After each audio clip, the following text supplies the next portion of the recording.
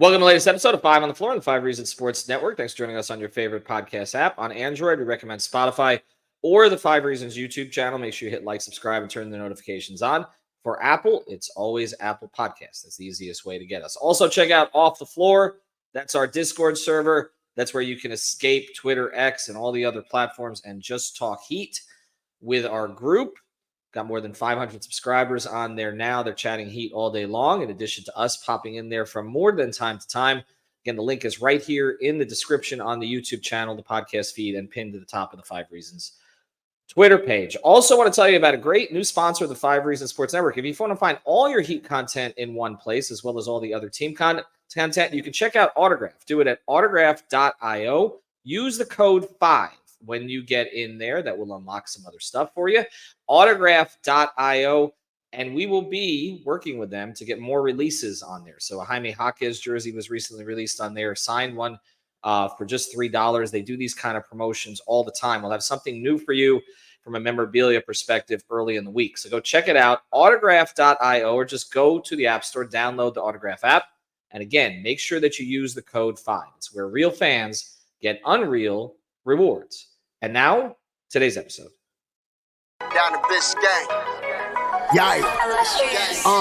5 on the floor. Ride for my dogs. Where here's the thing. You can check the score. Hustle hard, couple scars. Wearing bubble frogs. Just like Butler said, you in trouble, y'all. Kept the floor playing. Got it all banned. Y'all seen the block. Stop with one hand. And Pat we trust. Inspire, have the guts. We're here to bring the heat. Y'all can hang it up.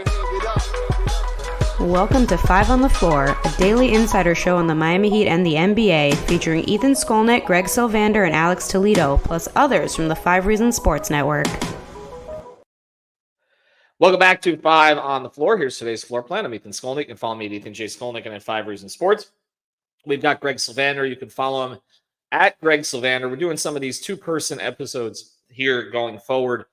Did one with Alex Toledo. We got into Erik Spoelstra's comments and Jimmy Butler's absence, as well as Tyler Hero's absence from exit interview day. Not the exit interviews themselves, but from the media portion of it. And then Brady and I went through what the players who were there said. So we got into what Bam said, Caleb said, Jaime Jaquez said, Haywood Highsmith, DeLon Wright, Duncan Robinson, and others. Kind of evaluated what their off seasons might look like and what next season might look like for all of them, and whether or not some of them may actually not be in Miami. So check out the episodes with Alex and Brady. But something else is coming up this week. It's now an annual holiday since it doesn't happen so often anymore. I remember when this used to be every day that you got a chance to get Pat Riley's views on the organization. That, of course, has changed. Erik Spoelstra is essentially the face of the organization, the public face of the organization now, and they employ a one-voice philosophy. So even if there are differences behind the scenes, they smooth out those differences before Erik speaks to the media. And then additionally, if you get a chance to talk to any of the others on background, it tends to be an aligned position that they all take. And of course, there are 6 or 7 people in the front office who are involved in a lot of these core decisions. But the man we want to hear from, of course, is Pat Riley, because that is the center of it all. Since he came down here in 1995, this organization has done a ton of winning. We know that. I think missed playoffs only 6 times at this stage, which is remarkable. There are teams that have missed the playoffs 6 of the last 7. So to only miss it 6 times, whatever you may think of some of the inactivity or some of the results of late, particularly this season, you can't argue with the overall track record of success and also of continuity. And that's kind of where I'm at with it, considering that I've covered the other organizations in town, including one that, like the Marlins, where you can basically get a bunch of different owners and a bunch of different GMs and a bunch of different philosophies in the same year, it seems like. And the Panthers have taken years and years to get to this point where they are now a really well-functioning organization under Zito, and that took forever.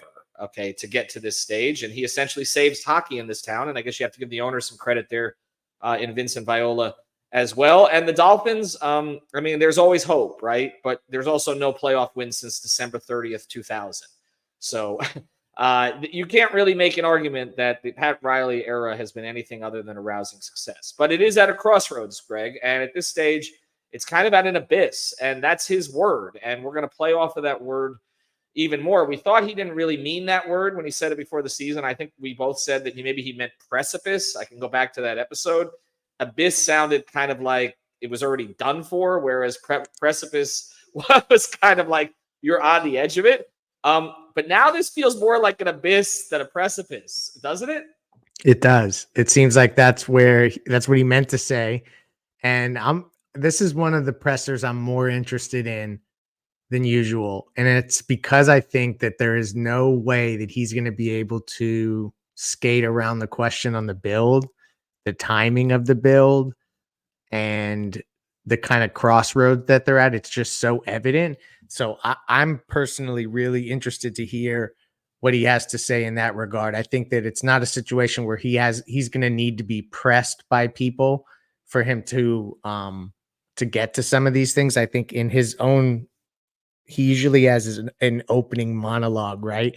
And I think in that he'll get to stuff just by virtue of the fact that this team is at a crossroads and there's no way to get around that. So to me, I'm really interested to hear what he has to say specifically about the build and the timing going forward. And I know that they're always going to say they're trying to win now, but there's subtle things he can say behind the words that will be informative tomorrow or whenever he speaks.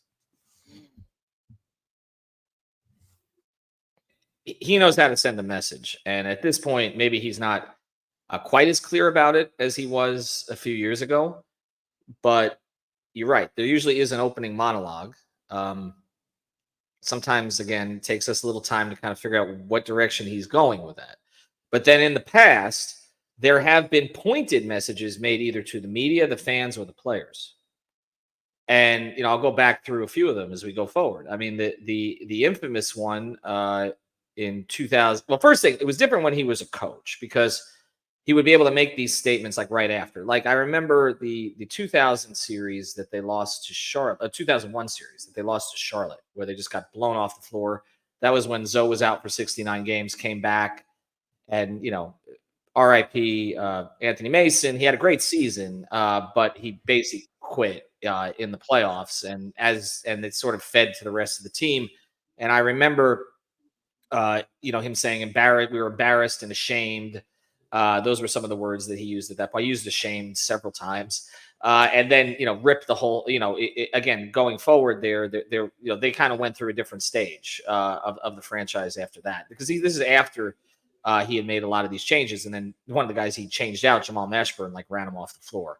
So as a coach, he was able to kind of address these things day to day and immediately. Now there's a little bit more time to address it. And there's no great, surprising, ridiculous run like we saw last year. And there's also a bunch of stuff swirling. Okay. So sometimes when there's been stuff swirling, again, he will use it as a way to address particular people who are involved. I go back to, when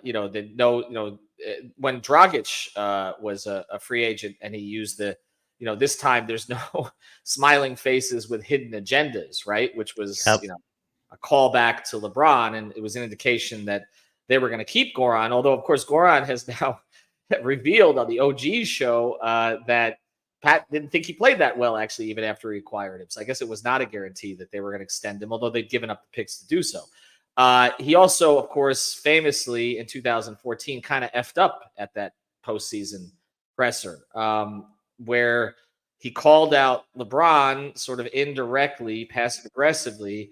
He also revealed that LeBron had was expecting a child, which I know was the thing that really bothered LeBron's camp at the time, that Pat had kind of spoken out of school on that. There have been other times that I felt that he was directly trying to pump up somebody's trade value. And actually I called that last year with Hero. And that, that when he comes prepared, because it was interesting a couple of years ago, if you remember, we were talking on because we do a lot of post Riley presser pods that he had kind of forgotten Tyler the first time around when he talked the core guys, right? He mentioned Bam and Jimmy, but then he kind of added him later when he was prompted. But then this past year, the whole thing was about Tyler. Yeah. Right. And I was like, okay, this is the kind of thing he does when he's trying to pump an asset. He called Tyler and Bam the two pillars. Right. Now, that's where we pivot here a little bit, Greg, because I don't think he can take the same approach as last year on that. He's going to, here's the, on Tyler specifically, here's the things he's going to get asked about. Okay. Because I also remember 2019, him battling with Barry and Ira in particular, particularly Barry, about not having any flexibility. And he talked about all we need is one star. And he was combative in that press conference. I remember that one. That was actually in the practice gym. And he was going back at everybody. And he basically said, all we need is one guy to say, okay, that he wants to come here. You know, that was that there are obstacles, but there are none. That was that press conference, right? We made a t-shirt out of that one. Okay. And of course they got Jimmy. I mean, that was the thing. But now we're almost, 5 years, we're 5 years removed from that. And other players, particularly Dame, have said they wanted to be here. Beal has said he wanted to be here. And for various reasons, in the Dame case, I would argue that it wasn't their fault because they were dealing with an unprofessional general manager. In the Beal case, I would argue they made the right decision. Okay.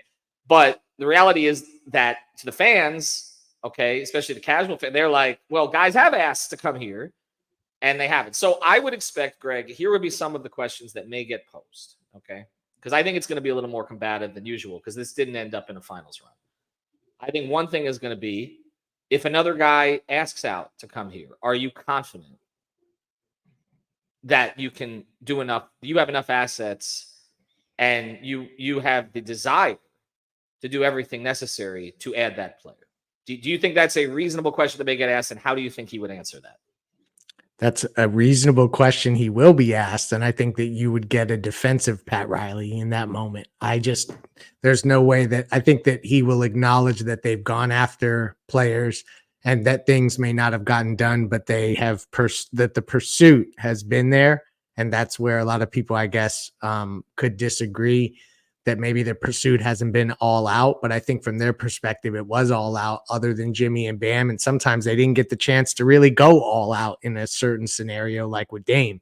So I think you'd get as defensive a Pat Riley as you could expect. And he will get that question. So it does beg the question if there'll be fireworks at the presser when it does happen, because you're right. This didn't end in a finals run. There's not this magical tale to really reference. It's just a thud. It ended in a thud. And I think that it's going to make for more uncomfortable questioning, particularly from, some of the guys that he's more comfortable with sitting right there in the front row. I mean, he knows the players at this point. I mean, I want to get to some more questions and see how you would answer them or how he might answer them. Cause I think there are some that are definitely going to get asked. But again, I've covered the team since 95. Barry, roughly the same. Ira longer. Tim Reynolds, almost as long. Anthony's been there in some capacity, I think, almost a decade at this point. And that's just, again, those are the print guys, the beat guys. I'm not considered a beat guy anymore, but I'm around, obviously, quite a bit.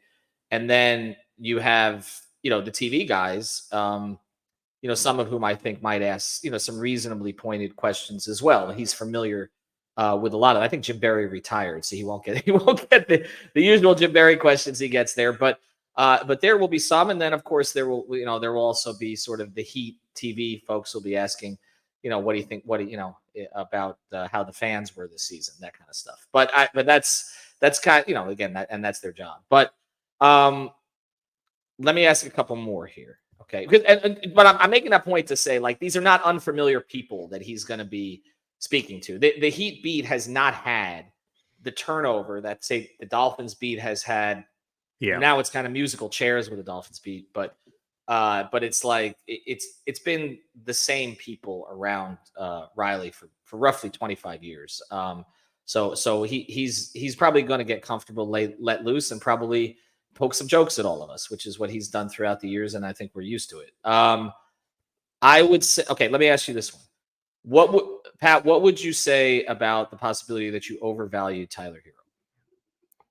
There's no way that he would admit that. And I think that he'll just double down on Tyler's strengths. He's in a situation where he's probably going to have to be selling Tyler Hero to others again. So I don't see any way that he would admit to overvaluing Tyler Hero at this point. And truthfully, I don't know that they really have overvalued Tyler Hero. I think that that's an overstated point by most people. But I think that he would double down in that scenario and likely kind of back himself into a corner by praising Tyler. But to me, I think that they've been willing to move Tyler Hero for basically everybody that you'd want him to, because I don't think that moving him for Bradley Beal would have been a good move. Like, that doesn't make much sense to me. So other than that, I think that he's been available for the Durants of the world, the Dames of the world. I think had that conversation gotten down the line. So to me, I think overvaluing Hero is a moot point, that he probably would be pretty evasive in his answer. All right, here's one that I'm going to ask, so you can answer it for Pat. Put on your Pat hat, okay? Pat, when you coach this team, players played pretty much every game, and you emphasize them being on the court and going for the best possible seed. Even during the Big 3, the top 9 players on the team, 8 of them played at least 85% of the available games. And the 9th was Dwayne Wade, who was dealing with injuries, but played more games than all but 3 players on this team this year. Has there been an organizational shift in the philosophy of availability? I think the league has changed, Ethan. That's what he's going to say to you. I think that he's going to point to the fact that the entire league has changed versus point to the organization changing. They've had to evolve. And I think that it's not maybe something that they love, but they've had to just evolve or die, right? So like, it's a situation where the league is in that direction where guys are not playing. But it's weird. I say that, but then you look at like Anthony Davis and LeBron James both playing 70 plus games, and it's like, could you just get that much out of your guys? So I do think that there could be legs to that. He doesn't agree with what went down this year. I don't think he's going to co-sign what went down this year. And I don't think it's an organizational shift. He may even speak to something similar to when he talked about there being a slip in the culture. Not that there's a slip in the culture, but maybe a slip in whatever is connected to the availability, because that's a big one. I think that availability is probably something he's going to harp on and be most disgruntled about if I had to choose something here. Well, that's why I'm going to ask it, because I kind of feel like there'll be an answer prepared. And if anybody in the organization is listening to this podcast now before he speaks, well, there it is. That's what I'm going to ask. So hopefully you call on me anyway. To me, it's the most important question, honestly. Because we can talk about transactions and all the rest of this stuff, but if guys are not going to play consistently and they're going to end up in these, 6, they're going to be a play-in team, which is what Eric Spoelstra says that they don't want to be. And so that's kind of where I'm at with it. Like, I think, we'll get into the Jimmy stuff here in a second after the break, because obviously that's all going to get asked. But I do feel like he would be more expansive on this topic than he's going to be about Jimmy. That's my hunch on this. Because it does feel, like you said, there are some league-wide topics. With him, he's gone on and on at times, in recent years about the shift towards the three-point shot. And he talks about league trends. But honestly, I'll just say this, and I don't know that we'll get a chance for a follow-up here. So I hope somebody follows me on this. I don't really care about the league trend. I don't care about the league trend. I care about the Heat trend. That's again, we're a conduit to Heat fans, not league fans. Okay. And they need to figure that out. And I think even Eric Spoelstra pivoting away a little bit from the we have enough to, okay, it's something that we all need to look at this offseason. Like, that provides the opening to say, okay, even your players, okay, even your coach, like, your players are basically saying, like, Duncan, what was the problem with the offense? Well, guys were in and out. Bam. What was the problem? Communication. Well, that's an availability issue. Like, if guys are not on the floor playing consistently together, none of this matters. Go get the greatest player in the world. He's going to play 45 games. It does not matter. And so to me, that's the thing that frustrated Heat fans the most this year. It's like every single day looking at, okay, who's the 5 tonight? 35 starting lineups is insane. It's ridiculous. And it's not all bad luck. A lot of it may be. I'm not disputing that. Okay. And we have talked about guys who came back too soon, perhaps. Caleb, Duncan, even Bam with a hip. Okay. But this needs to be addressed in some way.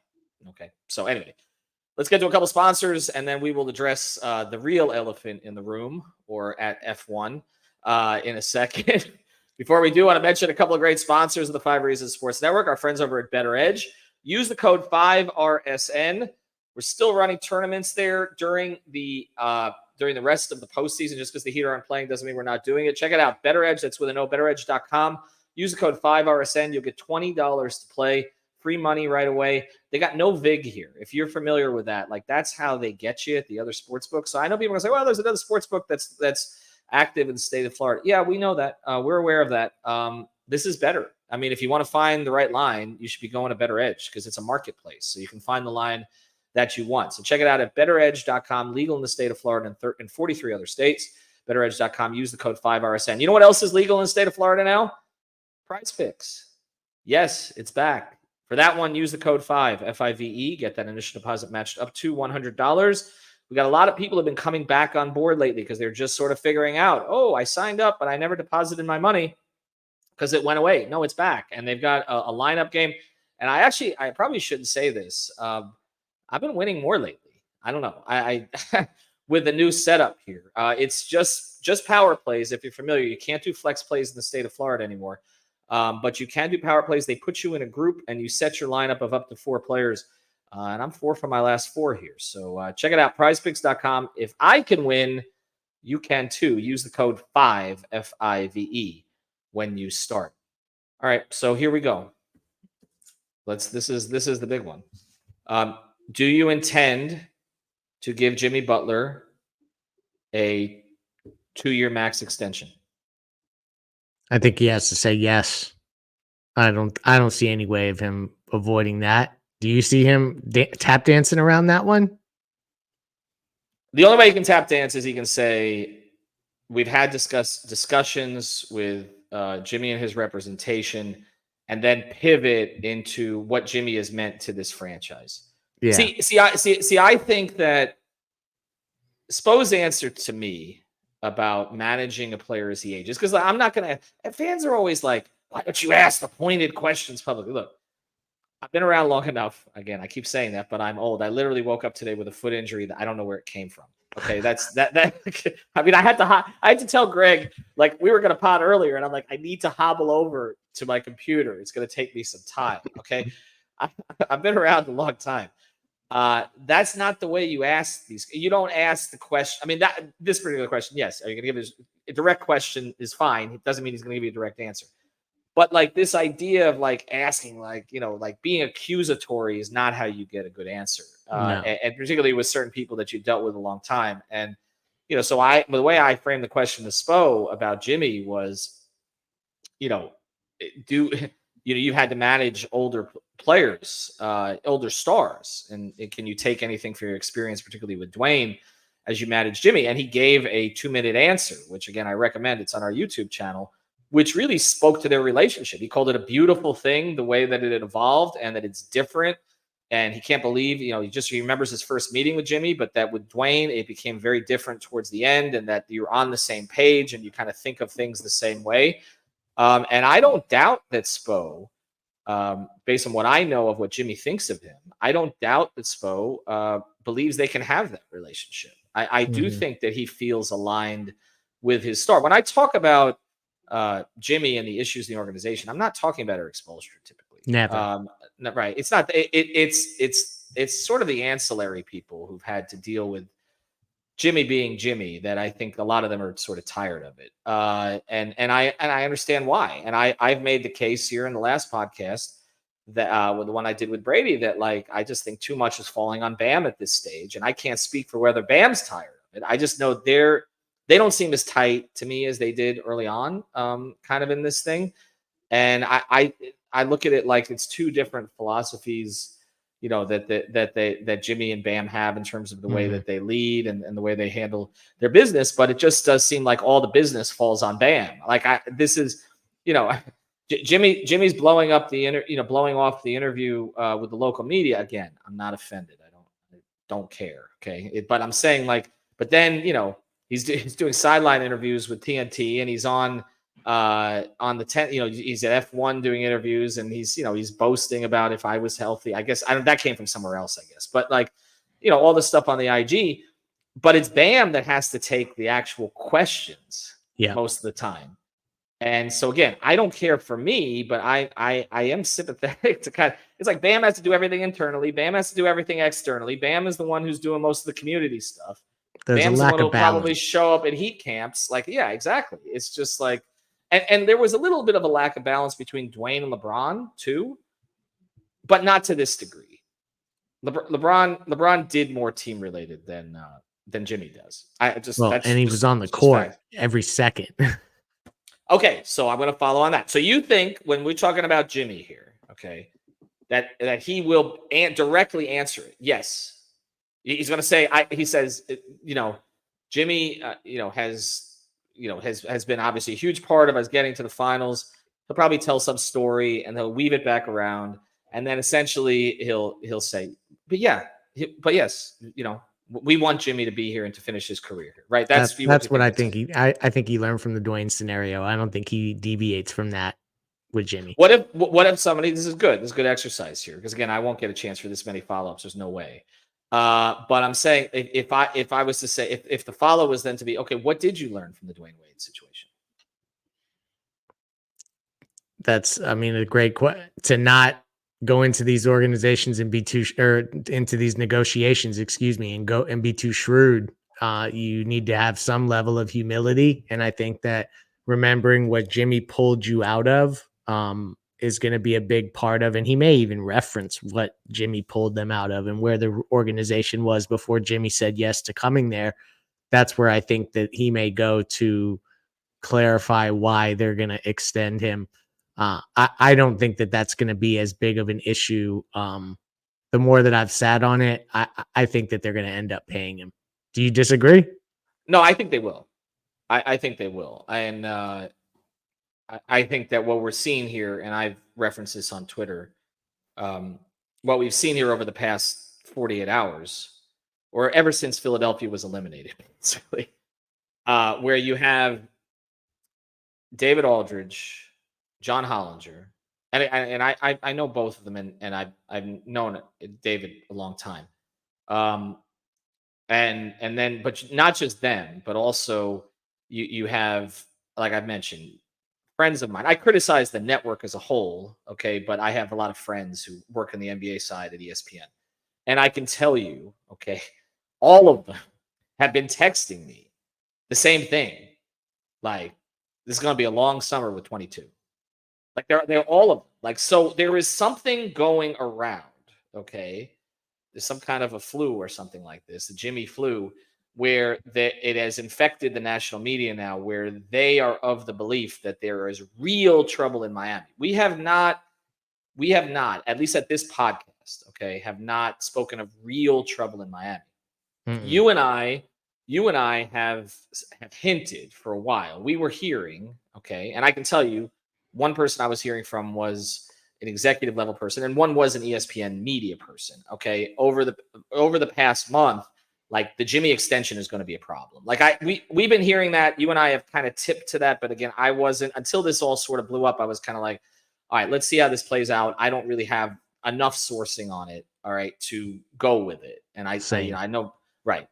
So that was that's been out here in the space for a little while. So I'm not saying that there's not, I mean, we're not throwing, this is not, and I saw HB Basketball mocking me about my tweet yesterday, and we love you, Matt. Okay. But, like, mocking me about the irony of, when I'm saying basically that people are leaking to hurt the Heat. I guess he's saying basically the Heat were leaking last year on the Dame. I don't know what he's implying, but whatever it is. Okay. Love you, Matt. Okay. The point is, I'm not, this is not me like, okay, there's nothing to see here. I'm not saying that at all. Okay. There obviously this was going to come to a head with the Jimmy extension, and we've expected that. But the next step that it's been taken to, I do not believe, okay, at least, that either the Heat, because again, I've spoken to both sides over the years, I do not believe there's any motive or interest in either the Heat or Jimmy's camp spreading this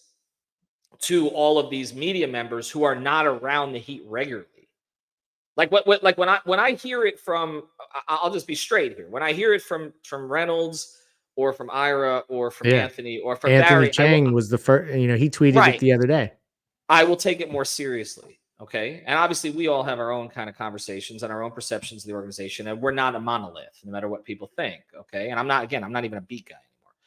But I'm just saying, like, I don't think there's any benefit. Like, from the Heat's perspective, and then we'll get back to Riley. From the Heat's perspective, why would you want this out there? Like, why would you, like, what kind of pressure are you trying to put on Jimmy? Jimmy's not going to buck to any kind of pressure. Like, come on. They know Jimmy well enough. Like, you're not going to win. You're not going to win a media game with Jimmy. Like, you're just not. He's too good. Jimmy would only put this out. Jimmy's camp would only put this out there if they thought they weren't getting it, and I don't think that that's the case, right? But even if they think they're not getting it, I don't see the and plus again transparent. Bernie Lee, his agent, went out and he took a subtle jab at Ira in fun yesterday about the mailbag, but he basically was retweeting Brady's tweet. I mean, again, they're all following their stuff. Okay. Like he retweeted Brady's tweet where Brady was tweeting out Jimmy's comments at F1 about loving the city of Miami. Okay. So if Bernie's doing that, again, I'm not going to psychoanalyze, any agent, executive, whatever, but I'm trying to say, if Bernie's like, do it, like, basically you're saying he wants to be here type tweet, right? Like, you don't tweet that otherwise. Okay. So again, this idea, and I'll just say this flat out, and I can say this because from having talked, I mean, Bernie has told me repeatedly that Jimmy wants to end his career in Miami and will run through a fucking brick wall, to quote him on this. Okay, and this is not recent, but I'm saying over the years that I've had communication with you, for Spoelstra and Riley in particular, and they have enormous respect for Andy too. So I just don't. Again, doesn't mean that there's not going to be an issue over this, because there's real considerations on it. Mm-hmm. But it does not seem to me like it's either side has any benefit. I mean, he's not a free agent.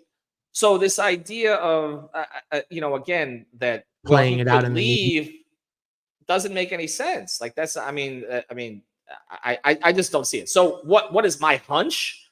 Well, I can tell you it's the same hunch that my media friends who have not been leaking it have, which is that there's a certain general manager in Philadelphia who loves to talk, and particularly to certain people. And that's my hunch. That's my hunch. I don't have any information on it. Don't aggregate it. Actually, the one with a bunch of cap space, right? With a bunch of cap space. Okay, and just muck things up down here. That's my hunch. Okay, don't aggregate it. Even though somebody, when I tweeted it yesterday, already did. Okay, so there you are. But I'm just saying it seems like something that would benefit him more than it would benefit either of these two parties to make this a public scene. It's just not the way that the Heat do things, and his camp knows it's not the way the Heat do things. So they're very aware of how the Heat operate. And I said the last time there was an extension possibility here, his camp was expecting there to be some kind of an issue on it, and there was a dinner, and it was like, okay, what does he want? And that's it. Now, this is a little different. So I'm going to ask you another question here. Okay. If you were to pat Coach Riley, team president, whatever, if you were to extend Jimmy Butler, would there be some kind of an expectation that he's going to play more in the regular season and not simply wait to ramp it up into April? I don't care what he says publicly. There has to be, and they have to have the conversation privately. They have to, like that. There's no way that you can allocate that percentage of your total salary cap to a guy who's not going to play and play significantly. If LeBron can play 70 something games, everyone can play 70 something games. Come on now. That guy's what, 40? Like, what are we? And I know he's like played 71. That would have ranked second on the Heat, tied with Bam. There you go. So, like, to me, that conversation has to be had. And also I don't really know how to frame this up. This is why I don't get paid the big bucks, but there's an effort component to the games that he did play that also needs to be discussed. And I don't know how you do that eloquently enough, because it's a tough thing to talk about. But it wasn't just that he missed games. It's that in the games that he played, he wasn't always present and accounted for. Especially in the big games. I mean, we talked about early in the season, the Boston game. I mean, big game first week of the season, whatever. But I'm talking about against the teams that you knew were in your way. right? Like there's a possible statement you can send to a Boston or Milwaukee in the first couple weeks of the season, and he was absent in both of those games. We've talked about the performance against the top 10 defenses in the league. He averaged basically a little under 19 points a game on 43% shooting. That's not star numbers, okay? And so I get it that like the usage can come down and should come down. And I think the next question, this would be the more combative question to ask. So I'll let Barry or Ira handle this one. Okay. Do you think you failed Jimmy Butler by not getting him an additional star during the build thus far? I don't know who has the guts to ask that would be a Jim Barry question, I think. Right? Or I'm going to try I to say think we should draw straws on this one. Like Will's not going to ask that question. There's no way. Ira will ask it. Ira's the one to ask it. Maybe. Yeah, for the mailbag. And so that's Ira still has an AOL account.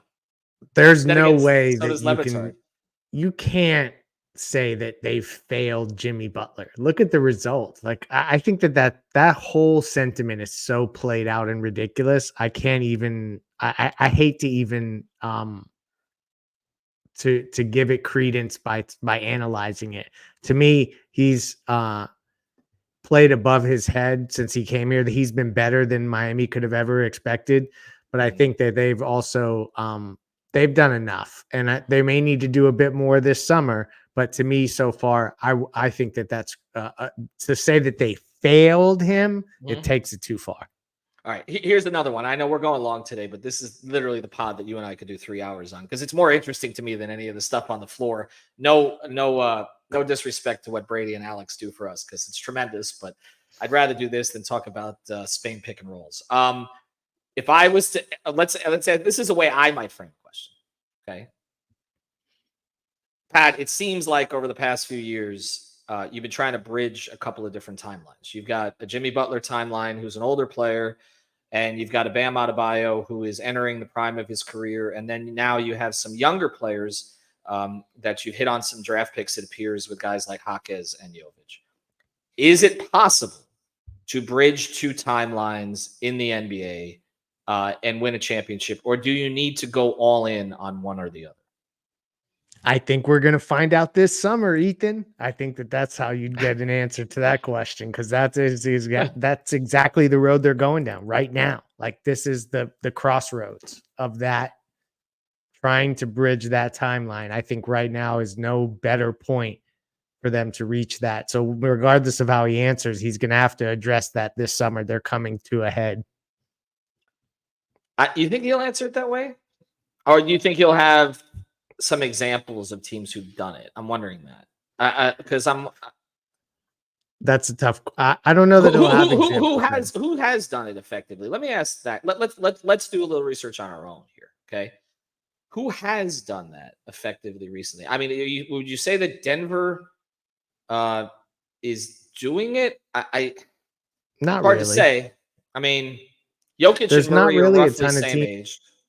I mean, Golden State tried it. We can easily find the ones who didn't do it. Well, Golden State is much more that's the clearest one, and clearer than Miami, where they actually called it two timelines. Like, that was what they were, and they did hit a crossword, but it's not one guy with them. It's three, right? Like, it's three advanced age players that they've had. And look, one of the decisions is a no-brainer. Okay. They would give Steph the city if he wanted the city. That's not even, But, I mean, with Draymond, they had to make a decision. It appears they might have made the wrong one. And then with Clay, they have to make a decision. It appears they might make a different one. Although Kerr's comments indicate that they probably will just keep him around. But Clay talked like a guy that thinks he's gone. And then their younger players, I mean, with the exception of Kuminga, and now Pods, I guess, because they just drafted him, but they that was a failure. I mean, Poole helped him win it, but I guess you could say it wasn't a failure because Poole helped him win a championship. One but championship. One Yeah. championship, and the championship trumps everything. But San Antonio tried to do it for a while. They're not doing it right now, but they tried for a while to well, do they tried to bridge signing. rebuild to bridge it around Kawhi, and then Kawhi got the mystery injury, and then that kind of failed after that. I mean, Boston. I'm not going to call that a bridge timeline because Horford's old. I mean, he's one role player at this stage. Yeah. But Brown, Tatum, even Porzingis are kind of in the same time frame as is Derek White. It's not easy. I mean, now Milwaukee's gone the other direction. That's the go all in. Now Giannis again is not an old player at this stage, but he's firmly in prime, and they went older, right? And kept Brook around, kept Middleton around, brought in Dame, and went that direction. Phoenix too. Phoenix at this point, just they're just at the whims of a maniacal owner at this point. I think that there's no way that ends well in Phoenix, but I think that it's hard to do. It's hard to do, and they've done it better than most. So I'm not arguing against the picks they've made, and I think it is an interesting and smart approach. Like if you look at the Jaquez situation. Which is very similar to kind of the way I think Denver has approached it, right? Which is get the ready to play guy now. So you're going young, but you're not going that young. Like you're still getting a contributor. Maybe you max at the upside a little bit. We'll see if that's the case with Jaime. That's different from what they did with Jovic. Even in their last two picks, they've kind of picked two different philosophies. End of the spectrums, yeah. Right? So like you're going into pick 15, and he'll be asked about that too. And of course, he can't trade that pick until they make it anyway. But he'll be asked about 15 and what kind of player he takes, probably, because we are pivoting to the draft here. And do you take another ready to play guy, which I do think is somewhat indicative of kind of direction that they may be going here. I just think this is in a lot of ways. Bam, I think is going to escape criticism. I don't think this is going to be like we saw a couple of years ago where one of Pat's focuses, and I remember being the one I asked this question about how many shots he wanted him to take. Yeah. And he said, I don't really think that's I kind of feel like Bam will skate on everything now because honestly, there's really not a lot to pick at with Bam unless, those who say that he sometimes disappears and offensively or whatever. But I don't know. I mean, I don't really know how you can have an issue with Bam at this stage. So Spo has no issue, so we can't have any issue. And he's never going anywhere. Like this is like, I mean, I shouldn't say never. You never know what happens at the end of it. I never thought Dwayne would go anywhere, but I'm just saying, like, in the prime of his career, he's not being moved. I don't see that happening. And he might get asked about the Bam extension as well. And that's not as pressing right now, but sure. Who else do you think that he will be asked about specifically in a way that matters? I mean, Caleb. Okay. For sure. And I think what that's else? good. So ask me the question. I'll try to answer it. How do you think that's going to be approached? Recently losing Max and Gabe and seeing how the market sets prices for players, knowing that you're up against the second apron. How do you project going into the offseason, handling the situation with Caleb Martin and his option to test free agency? Well, we're going to give Caleb some time to make his decision. And then, God, I don't know how he answers this. They're tough. Yeah, because I think I think he'll speak to Max and Gabe. Every situation is different. I think he'll probably frame it a little bit that way. Caleb has been a player who's meant a lot to us, obviously performed very well in the last postseason. He may reference the fact that Caleb wasn't healthy out of the gate this year without kind of framing as an excuse, more as an explanation. He's going to get to use the second apron as a reason because they're right up against it. Well, that's the thing. And I wonder if he will be as definitive, because one of these pressers, I can't remember which one, maybe it was 2 years, maybe it was last year. The second apron was basically the entire focus of the press conference. Like he had a message to deliver, to try to make it clear through us, at least, to maybe try to get this to the public, that this was not necessarily about the raw dollars. This is about the vehicles that they cannot use if they're in the second apron. And it kind of seemed like he was frustrated by the whole second apron thing, but more so at the league than at anybody above him. That's the sense that I got. Agree. And right. So I don't think he'll say like about the second apron. And I know I'm ducking the Caleb question, but I really don't know how he's going to answer it.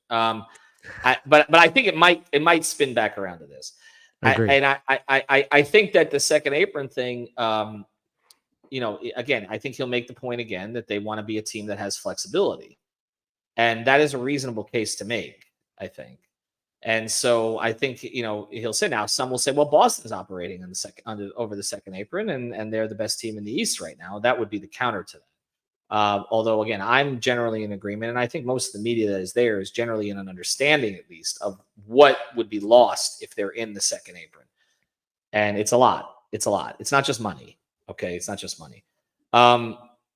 Teams are going to start to feel that. I think that there are going to be less and less teams that go into the second apron moving forward. I think that there will be some ones that dip their toes and they're going to see how punitive it is from a roster building perspective. And then you're going to see teams completely duck it.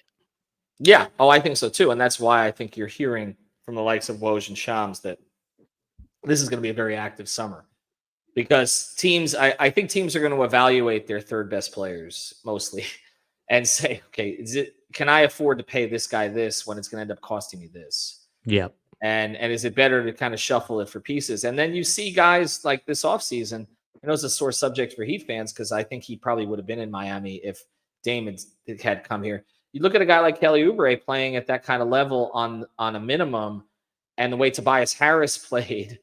And I think a lot of these teams should look at it and be like, okay, is one guy worth $30 million and one guy's worth $3 million? And again, this is another case where you can look at it from the Heat perspective and say, all right, and I think this is what's going to end up being the reason that Caleb's not here, is that you look at it and you say, okay, I can pay Caleb Martin $10 to $12 million a year or more. Or I can pay DeLon Wright 3 or Haywood Highsmith 5. 6. Right. Yeah. Okay. And Josh Richardson on his player option, 3?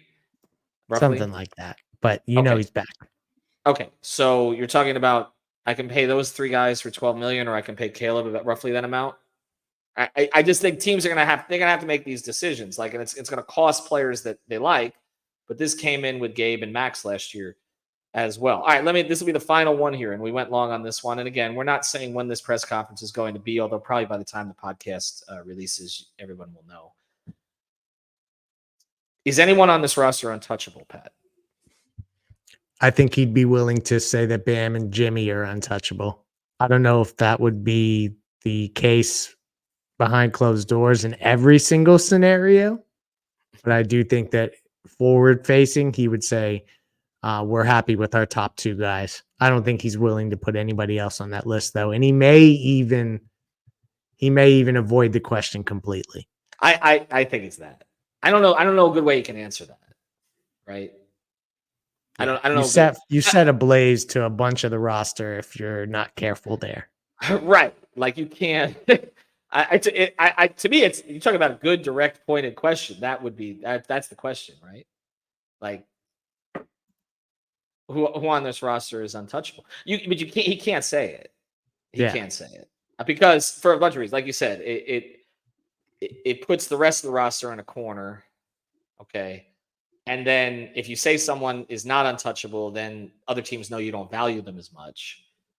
Right. So it's beyond just the ego stuff that you would have to deal with players when that comes out. And I can tell you from experience on these, the players pay attention to this press conference. I remember I was in Cleveland.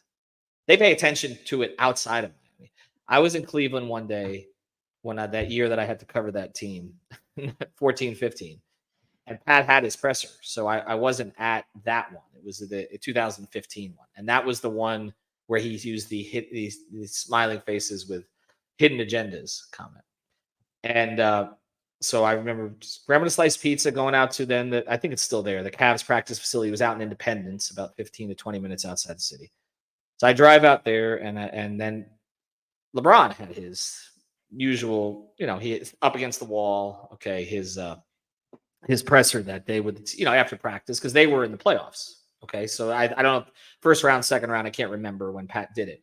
But again, it was it was smiley faces with hidden agendas comment, and it was in reference to a question about Dragic and expecting him to be back. We don't have any smiley faces with hidden agendas, but everybody knew who that was directed at. Okay, so and we talked about the previous press conference, which was not just him revealing the child on the way, but also basically saying if you've got the guts, you don't walk out the first door. Okay, that didn't go over well either. But at this point, LeBron was not even a member of the team. I mean, he was literally preparing for a playoff series with the Cavs when he's back with the Cavs. So LeBron has his group thing, and I think Joe Varden was there. Joe was never afraid to ask a pointed question. So he asked, and I was talking to Joe before the presser, and I said, Joe, did you see Pat's presser? Because, and of course, he wasn't watching. So, well, this is what he said. So Joe asked LeBron about it during the session there. Did you hear what Pat Riley said today? And he said no. And Joe kind of tried to explain it, but again, Joe hadn't seen it. He was taking my word for it. So maybe it didn't come across quite as clearly.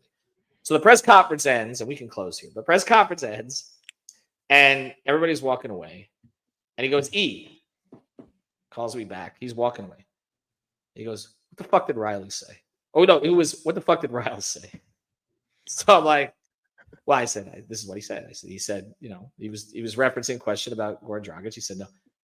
And so he's walking. He's walking on the court, and everything with LeBron is performative, right? So he's walking. He's sort of backing up on the court. He grabs a basketball. Everybody else is breaking up because it's the end of the day. And he goes, "You ever see that cover with Muhammad Ali on it?" And I said, yeah. I said, of course I did. And if you haven't seen it, it's a famous cover, okay? And it's basically Ali, who I know LeBron has actually done some study on, okay? And it's a cover, and it's got all these arrows through it. And it was obviously during the time where Ali was one of the most polarizing people, not just athletes, but polarizing people in the world, and certainly in the United States. And he said, he thought it was a Sports Illustrated. He said, yeah, he said the thing on Sports Illustrated. It wasn't Sports Illustrated. It was Esquire, actually. But I didn't know at the time or correct him, but I just remember the cover. And he goes, yeah, that's me. And he shot the basket and kept going. I'll just leave it at this. What Pat Riley says, people will listen. They may not agree, but they will listen. And honestly, it's usually more interesting than what we've seen from this team during recent regular seasons. So I'm curious to see how he approaches it. But that was one of my favorite LeBron as victim moments that I covered during the course of my time being around him. Anyway, we'll have full coverage of the Riley press conference after it happens. Greg and I will be on there. Brady and Alex will be there with me. And again, by the time that this posts, you'll probably get an idea of what it is.